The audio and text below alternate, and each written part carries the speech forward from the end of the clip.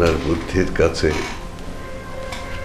আমার মাথা নত হয়ে যাচ্ছে ম্যাডাম। আচ্ছা শোনেন, একটা কথা মনে রাখবেন। কি কথা? ওর সাথে কথা বলার সময় একটু সাবধান থাকবেন, আপনার কথাগুলো রেকর্ড হতে পারে। মানুষ নিজের স্বার্থের জন্য এত নিচে নামতে পারে আমি কোনোদিন ভাবতেও পারিনি। পারে মমতা, মানুষই পারে এত নিচে নামতে, আর মানুষ পারে এই অমানসিক কাজ করতে। আমি সাহেব, ও যে চোর আপনি সে রোচন কিভাবে? আরে আপা, মার দিলেই সব সত্য কথা বটবট বটবট করে কই হালাইবি আনে। একটা মেয়েকে আপনি মারবেন এভাবে?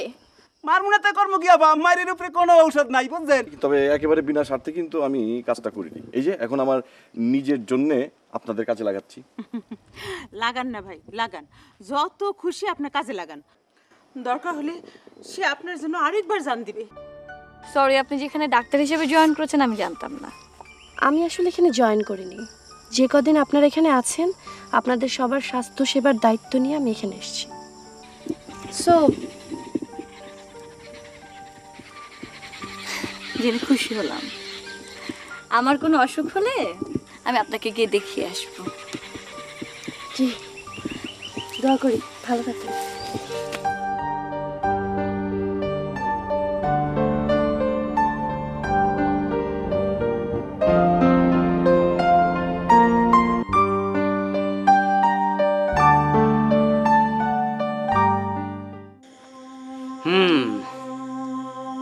তাহলে এই ঘটনা? জি, আমার আব্বার খোঁজে আমি এখানে আসছি। স্যার আর কোনো কথা বিশ্বাস করেন না স্যার, সব কথা মিথ্যা কথা কইতেছে স্যার। একটু স্যার অর্ডার দেন, মাইর শুরু করি, দেখ না নে আর আসল কথা কেমনে ব্যবহার করি বাইরে। তুমি চুপ করো। জি স্যার। জহির বলেন বস। তোমার কি মনে হয়? বিশ্বাস করতে পারছি না বস, সরি। কেন?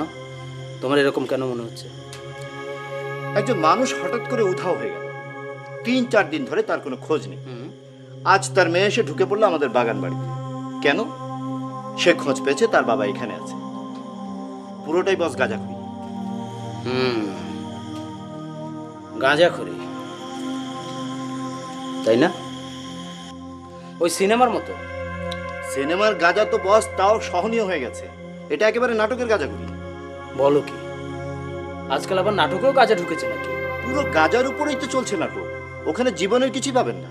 তাহলে মানুষ নাটক কেন দেখে? দেখে না তো, নাটক কেউ দেখে না। এই যে এত নাটক তৈরি হচ্ছে, এত এত চ্যানেল, এত এত আর্টিস্টরা পত্রিকায় ইন্টারভিউ দিচ্ছে, এসব দেখে কে? দেখে কারা জানেন? না তো। নাটকের স্পন্সরদের মনিটরিং কিছু এজেন্ট আছে, তারা, প্রডিউসাররা, ডিরেক্টররা, নতুন আর্টিস্ট আর তাদের আত্মীয় স্বজন ছাড়া আর কেউ দেখে না। ও আচ্ছা, তুমি এত সব জানলে কি করে? আর বলবেন না বস, একবার প্যাকেজ নাটকের ভূত মাথায় চেপেছিল, সব খবর টবর নিয়ে পরে সটকে পড়েছে। স্যার বেয়াদবি না নিলে স্যার একটা কথা কইতাম। আমার মনে হয় স্যার আপনার এজেন্টের বাইরে গিয়ে কথাবার্তা কইতে আছে, খালি একটু অর্ডার দেন স্যার। ওর কি ওই হাত পা বাইন্দে পিটামু স্যার, না হাত পা সারা বস্তায় পিটামু? একবার চুপ করো। জি স্যার। আর কোনো কথা বলবে না, একদম চুপ। জি। এই মেয়ে, তোমার বাবার নাম কি? আমার বাবার নাম কবির দেওয়ান।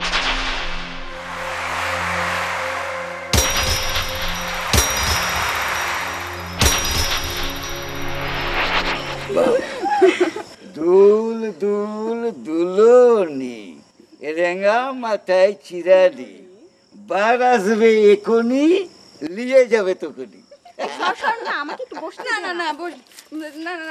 আচ্ছা ঠিক আছে ঠিক আছে, ওকে বসতে দাও। হ্যাঁ বসো। আবার একটু দোল দাও তোমরা, ভালোই লাগছে, দোল দাও, একটু জোরে দাও, তো কবিতা বেরোবে না। ওই যে টিয়ে পাখির বিয়ে হবে, সাজতে বসেছে, লাল টুকটুক বউ যে তার গয়না পরেছে। আমি একটু বসবো দাদার পাশে। না আমি বসবো প্লিজ শিমু। আচ্ছা দাও চলো, ওকে বসতে দাও, এবার ওকে বসতে দাও। হ্যাঁ বসো বসো বসো। আমি এখানে দাঁড়াবো। আর কবিতা আসছে না, এবার তুমি বলো, তুমি বলো কি বলতে চাও বলো। দাদা একটা কথা বলবো? হ্যাঁ একটা গান 10টা বলো। কিছু মনে করবেন না তো? হ্যাঁ না, মনে করার কি আছে। শুনেছি আপনার নাকি ক্যালকাটা অনেক প্রভাব। আরে দূর, ও কলকাতা কি বলছো, সারা ওয়ার্ল্ডে আমার প্রস্তাব আছে।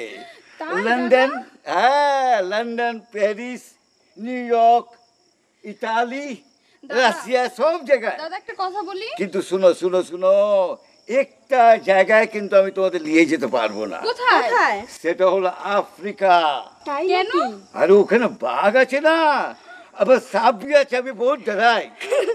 দাদা একটা কথা বলবো? হ্যাঁ বলো বলো। আপনার যখন বিশ্বে এত প্রভাব, তাহলে আমাদের একটা ছোটখাটো শো অ্যারেঞ্জ করে দিন না দাদা। আরে কি শো বলো না, কিসের শো? দাদা এই ধরুন একটা ছোটখাটো কালচারাল প্রোগ্রাম, এই আখি শিমু, তাই না রে? হ্যাঁ দাদা। আরে কি বলো, আচ্ছা ঠিক আছে ঠিক আছে ঠিক আছে। দাদা দিবেন তো? আরে শোনো, এইসব তো ছোটখাটো মামুলি ব্যবসা আমি করি না।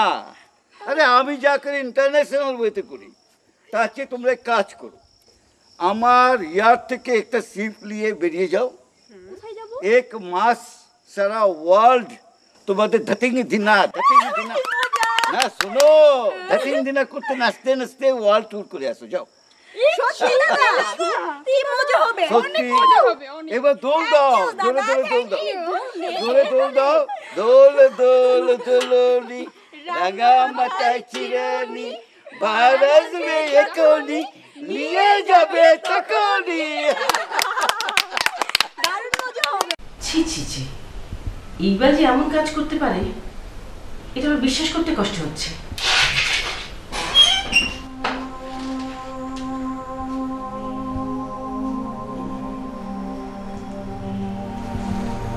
ম্যাডাম, ছোট মুখে একটা বড় কথা বলতে চাই। যদি আপনি অনুমতি করেন। এত হেয়ালি করবেন না তো, যা বলবেন সরাসরি বলেন।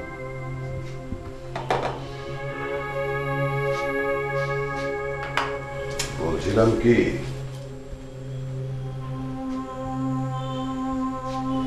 বিষয়টাকে এত গুরুত্ব না দিয়ে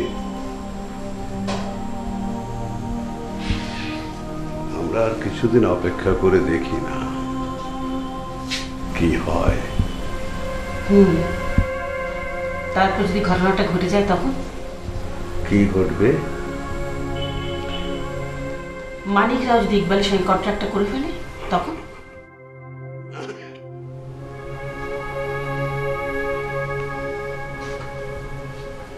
করবে, কন্ট্যাক্ট হবে। মানিকরাও যদি ইকবালের সঙ্গে কোনো ইল্লিগাল কাজে জড়িয়ে পড়ে,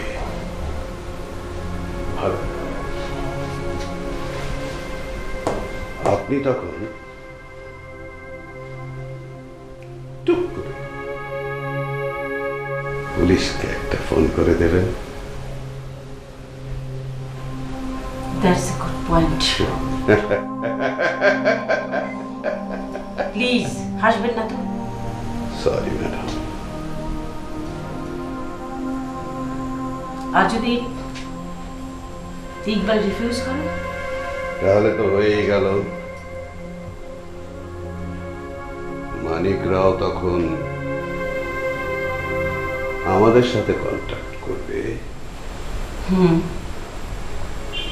আমাদের সাথে কিংবা আদার্স কারোর সাথে।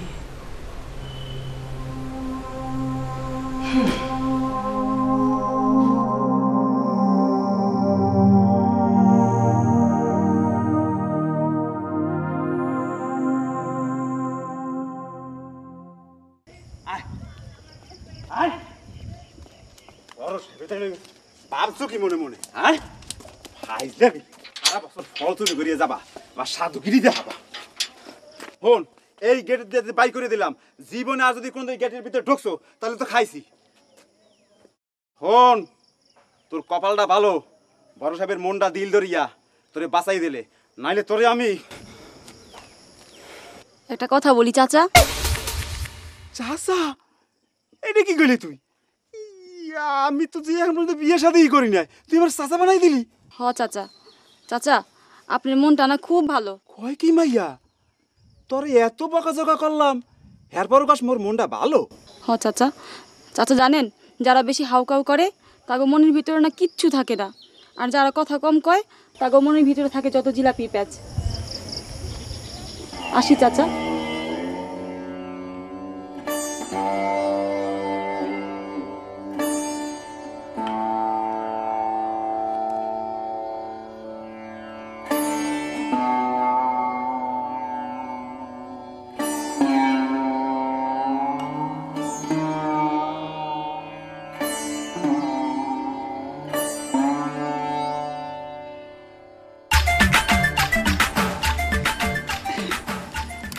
আসুন দিদি, আপনাকে তাহলে আমি নাচ শিখিয়ে দিই।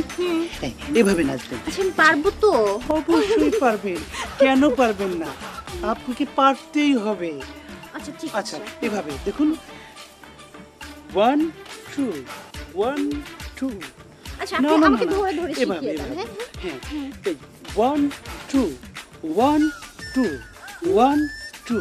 দিদি আপনি একা একা নাচেন তো দেখি একটু। আমি? হ্যাঁ আপনি। আমি না পারবেন আপনি। কি বলছেন? আমি পারবো না। অবশ্যই পারবেন। না করেন না। হ্যাঁ 1 2 1 2 নাচুন না, আমি একটু দেখি আপনাকে। নাচুন না। আমি পারবো না, বরং আপনি নাচেন, আমি দেখি দাদা। যাই বলেন একটা কথা কিন্তু না বলেই পাচ্ছি না। কি? আপনার ফিগারটা না অদ্ভুত। ও মা, সত্যি বলছেন নাকি গুল মারছেন? মাইরি বলছি, আপন গড, আমি কোনো গুল মারছি না, বানিয়েও বলছি না। খুব সুন্দর। যাই বলেন দাদা, আপনার ফিগারটাও কিন্তু অদ্ভুত, সহজেই চোখে পড়ে না। যা দাদা বসুন না, একটু গল্প করি। অবশ্যই। দিদি আপনাদের এই দেশের কথা বলেন তো। কি বলবো দাদা, আপনি বরং বলুন। বাংলাদেশে আসলাম, একটু দেখছি শুনছি, আপনি বলুন আমি শুনি। আমি আর কি বলবো।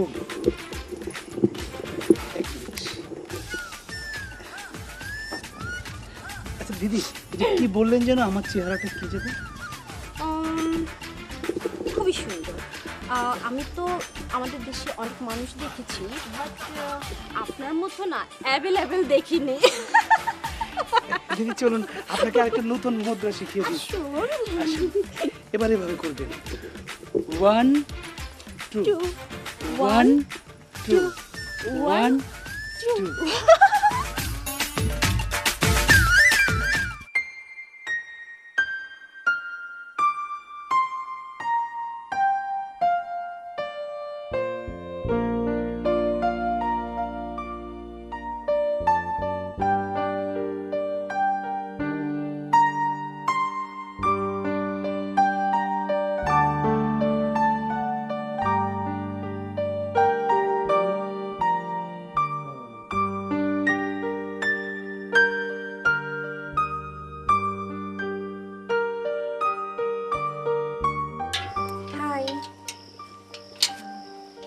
আমি ডাক্তার রত্না।